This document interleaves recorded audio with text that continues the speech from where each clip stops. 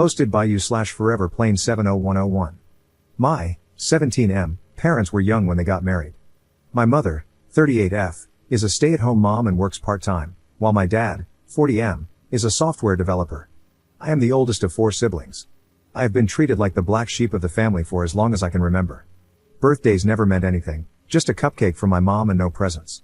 I wasn't allowed to have friends over. Christmas was never something I looked forward to. At most, I would get some socks while I watched my dad, aunts, uncles, and grandparents give my siblings gifts, new bikes, the latest fashionable clothes, phones, game consoles, games, you name it, they got it. The same went for their birthdays, big parties where their friends and family would show up and shower them with gifts. I was never allowed on family trips or vacations. I was left behind to stay with my grandparents, who were strict about everything I did. Sometimes, they would even call someone else to pick me up when I was supposed to stay with them. My mom got a part-time job when I was 13, and sometimes she would ask if we could just spend the day together while my dad and siblings were out, even if it was just to get ice cream. When I was home, I mostly stayed in my room and studied. It didn't matter how well I did in school or sports, my dad showed no interest. I was able to earn some money by tutoring, and I eventually managed to get a part-time job at a food court and a grocery store, which meant I spent less time at home. Over the years, my mental health got worse and worse because I was trying to maintain good grades, perform well in sports, and work 2 part-time jobs. My mom helped me find a therapist, who has been a great help. Yesterday, I came home from work late, tired, and just wanting to go to bed. I opened the door to hear my mom arguing with my dad and aunt in the living room. I could hear my aunt saying that I should be more grateful toward my dad. Then they saw me standing in the doorway and stopped talking. My mom and dad looked like they had seen a ghost, while my aunt announced, "And in comes the bastard." I was shocked to hear her say that. I knew she didn't like me and mostly ignored me when we were in the same room, but I got angry and just asked her to repeat what she had said. My dad quickly stopped her, but no, I wanted to know what I should be grateful for. So I asked what was going on. No one said anything for a while, so I asked again, grateful for what? Being ignored, neglected, abandoned, while my siblings are spoiled and get to play happy family with dad? As soon as I said dad, my aunt shouted that I was not his son. I was shocked by what she said, and I asked my dad if it was true. He looked at me and just said, "I'm sorry." I didn't know what to say. I looked at my mom, and she said nothing. I went to my room and just started crying. Later, my mom found me on the floor, shaking and crying. She helped me up and stayed with me until I fell asleep. I woke up this morning and called in sick. I barely left my room today. I just feel like everything I've done to make the man I call dad proud, or just to get him to acknowledge me, has been a waste of my life. I wish I had known years ago. Edit. After I put up this post, I had to get out of the house. I wanted to be alone for a while, and the thoughts of ending things became too hard to ignore. So, I called my best friend, and he picked me up. We went for a drive, and I told him what had happened yesterday. He just listened while I cried and told him everything. He already knew my father was like this, but not the extended family. I had never seen him so angry before. He had to pull over to calm himself down. I showed him the post, and he was silent for a while. After a few minutes, he told me that no matter what, I was his best friend, and he asked if it would be okay for him to maybe talk to his parents about me staying at his place for some time. I said yes. He dropped me off at home, and we got out of the car and talked for a bit. Before he left, he gave me a hug and said that whenever I felt alone, I should give him a call. When I entered the house, I ignored everyone. First, I would like to thank everyone for your comments. Though I have not responded, I have read through all of them. They have not only been helpful in helping me see things differently, but they have also encouraged me to stay strong until I can move out. You are right, this man is not my dad or father, and I will no longer see him as such. I will try to get some answers about why I am being abused, why no one told me anything all these years, and most importantly, who my real biological father is. Is he alive? Does he know I exist? To clarify one thing, I have no idea who anyone on my mother's side of the family is, and therefore, there is no contact with them. My 18th birthday is at the end of the summer, and I plan to move out that day, or even sooner, if I have the opportunity to do so. Commenter. So sorry to hear that. I can't imagine what you've been through or are going through. You do seem like a good kid, your whole life is ahead of you, and I'm sure good things await. You'll come out of this stronger and wiser. Didn't your mother and her husband say anything to you after you got home? Didn't they try to stop you from going to your friend or at least talk to you about this? Ops response. When I left, I didn't say anything. I just texted my mom that I was out and would be back later. When I got home, my mom tried to say something, but I ignored it and went to my room. She came to check on me later and asked if I'd like to come down for dinner, but I declined and said I wasn't hungry. She stayed for a while and tried to get me to open up. I just asked why she never told me that he wasn't my father. She didn't answer the question and just said how sorry she was that I had to find out this way, and then she left. Update 4 days later. So, a lot has happened in these past few days, and I am conflicted about many things right now. However, I am hopeful that I can start to heal mentally. Also, sorry for the long post. On Thursday, before I left for work at the grocery store, my father, whom I will refer to as K, called out to me. I responded by saying, yes, his first name. He looked confused because I have always called him Dad before. After a bit of silence, I bluntly asked, what? He didn't respond and just told me it was nothing, so I went to catch the bus.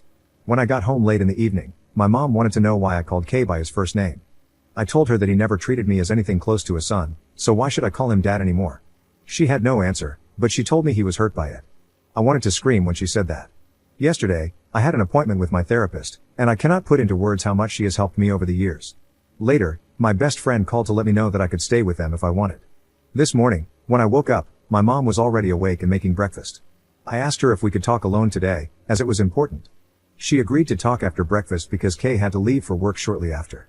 After Kay left, she told my siblings not to enter the kitchen for a while. I am paraphrasing a bit because it was a long conversation. We sat down, and I found it hard to get the words out at first. But I told my mom that I couldn't get over the way I've been treated and neglected by Kay and his side of the family for all these years, and I needed to know why she allowed it. At first, she tried to dodge the question and gave me the same answers as always. But I didn't give in and told her that this was important to me. Again, she tried to dodge it, so I told her that I couldn't do this anymore. I was going to pack up some of my things and move out, and until she was ready to tell me the things I needed to hear, we would not be on speaking terms. She started to tear up and just kept saying, "I'm so sorry," over and over. It hurt me in that moment to see my mom cry, but I tried my hardest to keep my emotions in and asked her again, why? After some time, when she calmed down, she told me what happened. When she was 20 and in university, she had a boyfriend whom she had been with for 3 years. They shared an apartment along with his best friend. One night, they went out clubbing and got into an argument because she wanted to stay, but her boyfriend wanted to go home. He left, and both she and his best friend were really drunk. That night, she cheated on her boyfriend with his best friend at the club. The next day, she woke up and realized what she had done. After a few days, she and the best friend confessed to the affair, and her boyfriend broke up with her. Her ex contacted her parents and told them what she had done. Her parents were furious and told her she was not welcome back home, cutting off all financial support. She had to move out, lost a lot of friends, and had nowhere to stay. She ended up living in her car for a while. When she found out she was pregnant, she didn't know what to do. She went back to the apartment to find that her ex and his best friend no longer lived there. She tried calling and texting them, but they didn't pick up or respond to her messages. She eventually got a job at a cafe, where she met Kay. He was a regular customer, and they got to know each other. Kay asked her out, and even though she told him she was pregnant, he didn't care at the time. However, Kay's parents were not happy that their son was dating a pregnant woman and a cheater and threatened to cut him out of their lives. Kay got scared and was going to break up with her, but she begged him not to and promised to be the perfect wife and have his kids. They made plans to get married soon after I was born.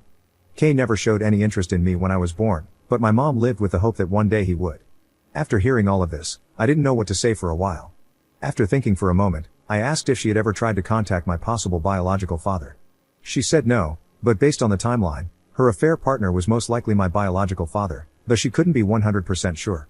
I asked if she had ever tried to reconnect with her family. She said she tried when she was about to get married, but her parents, siblings, aunts, and uncles didn't want to see her, so she gave up. I asked her why Kay was hurt by me calling him by his first name. She told me he had been seeing a therapist for the last 2 years because he had been suffering from depression and guilt. This surprised me. She said it started when I was 15. I had come home after a handball game, where we won, and I was awarded man of the match.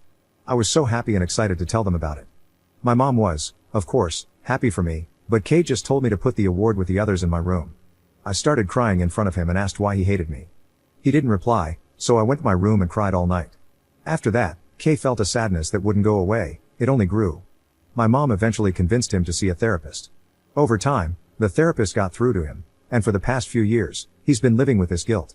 When I called him by his first name, he realized he had lost me. The next question I was afraid to ask, but I asked if he had ever abused her. She told me he had never abused her and that Kay had only ever loved her. The only time he ever questioned her was when she was pregnant with my younger brother, and he asked for a paternity test, which she understood. When it came back positive, he apologized and never questioned her again. The last question I asked was why I was left with people who abused me physically, mentally, and emotionally while they went on trips and vacations. She was shocked to hear about the physical abuse and asked me what had happened. I told her that I never said anything at the time because I was afraid of Kay's family members when it happened. I told her everything I could remember, but here are some of the things they did. My grandparents would scold me loudly and hit me when I was younger. My aunt never spoke to me unless she needed a favor, only to then go back to ignoring me and telling me to stay in the guest room. When I was 14, my father took the family on a 2-day trip to Croatia but left me with his older brother. His brother asked me to go to the store to buy some things, and of course, I said yes. When I came back, he opened the door, took the bags, and locked me out of the house. I sat there crying until they had all finished their dinner. Then he let me in. My mom cried the whole time while I told her everything. She told me how sorry she was. She knew they didn't like me, but this was pure hate. After the conversation, she asked if I was going to move out and where. I told her I was planning on it but wouldn't tell her where because I didn't want Kay to know where I would be staying. She started crying again, and it hurt to see her cry. The conversation was long and lasted several hours, but these are just the main points. After that, I went to my room to clear my head and think. About an hour later, someone knocked on my door, and I told them to come in. It was Kay. He asked if he could enter, and I said yes. It was the first time I could remember him ever entering my bedroom. He looked around for a bit, stopping at the shelf where I keep all of my awards and trophies from school and sports. He looked both surprised and sad when he saw the medals from when I did track and field and played football. He stopped when he saw the small man of the match award and picked it up. He held it for a while and started to tear up. Then, he put it back and sat down on the bed. Neither of us said anything for a while. I asked if Mom had told him what we talked about. He was still tearing up and slightly nodded his head. I asked him if he was aware of how I see him. He nodded again and whispered, "Yes." I asked, "So you know the extent of what your parents and siblings put me through?" He looked me in the eyes and asked if it was true. I said yes, and he just started crying. After a while, he stood up and hugged me. This was both the first time he had ever hugged me and the first time I'd ever seen him cry in front of me. I just hugged him back and started to cry too. He didn't want to let go and said how sorry he was, for the pain he caused me, for the years of neglect, for treating me like an outsider. He begged me not to move out. When he finally let go, he asked for a chance. I told him that maybe, with time, I could forgive him and Mom, but they had to earn it. However, I would not forgive his family for the things they had done. Also, for now, he was still Kay. He was hurt by this but accepted it. For now, I am not moving out. But if things go back to the way they were, I will not hesitate to leave, and he knows it. We are going to see a family therapist together. In the future, I will try to reach out to my biological father. However, I'm still unsure about my maternal side of the family. I'm on the fence about them. Thank you for reading. Edit. I called my friend and told him what happened. The door will always be open at his place. We have known each other since we started school, and we both play for the same team. I know his parents well, and they are lovely people. I know many of you want me to move out as soon as possible, but I told them I would like to give them this one chance, and that is what I will do for the moment. Honestly, I am not scared that things will just go back to how they have been. I have been saving all of my money since I started working. To those who have been sending virtual hugs, here's a virtual hug back, and thank you. Thank you for all the comments and support. Commenter. What are they going to do about your stepfather's family's abuse? Are they going to call them out on it? And how do your other siblings treat you? Obviously with the exception of your sister, who seems to love you. Ops response. Kay and Mom have spoken to my siblings, letting them know that, from now on, his side of the family will not be allowed to visit anymore for the foreseeable future. They were surprised at first, but Kay explained what happened. My brothers didn't know what to say, but my sister got really angry at Kay and Mom. I had a talk with my siblings about how hurt I was by my strained relationship with my brothers because we used to be a lot closer. It's like they started seeing me as a roommate rather than a brother some time ago. My sister has always wanted to spend time together and gets really upset if she misses my games. I let them know that I didn't care if they saw his family outside the house. However, my brothers told me they would rather try to fix our relationship. Second update 1 week later. Firstly, I would like to thank all of you who have messaged me on the last post and privately. I want you to know that I am safe and staying at my friend's house. They are willing to let me stay with them long term. These messages have not only opened my eyes but also helped me see my mom and Kay for the people they truly are. Neither of them loves me or cares about me. I have had people sharing their stories of childhood abuse and neglect and how they managed to get out.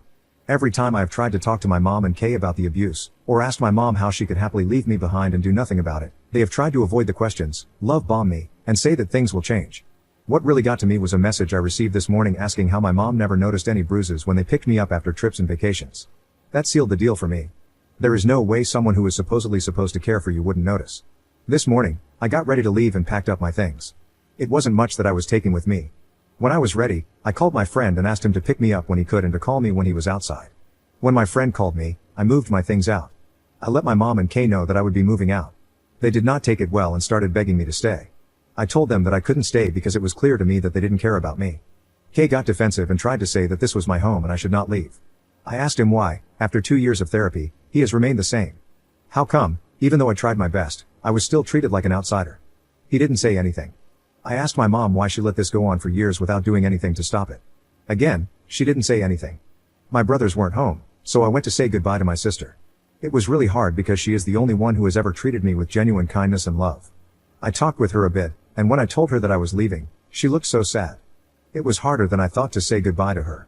When I got to his car, I just broke down. We drove around for a bit before we got to his place. His dad helped me get settled in the guest room. My friend told his parents about the posts. They asked me to tell them everything, and I did. His parents talked in private for a bit and then let me know that they would rather have me stay with them long term than go back. Again, thank you for everything. Third update 1.5 months later. Just want to give an update on how I'm doing ever since I left. My best friend and his family have been nothing but wonderful. They have taken me in as their own and shown me nothing but love, kindness, and understanding. I appreciate everything they have done to make me feel safe and loved. I have met with my mom and siblings on a few occasions, but never at my old home or at my friend's house. I have made it clear that I will never step foot inside there again, and it took my mom some time to realize that. She stopped asking me to come back after I ignored her for a few weeks. I have switched therapists because I felt like I needed a fresh start in dealing with all of this.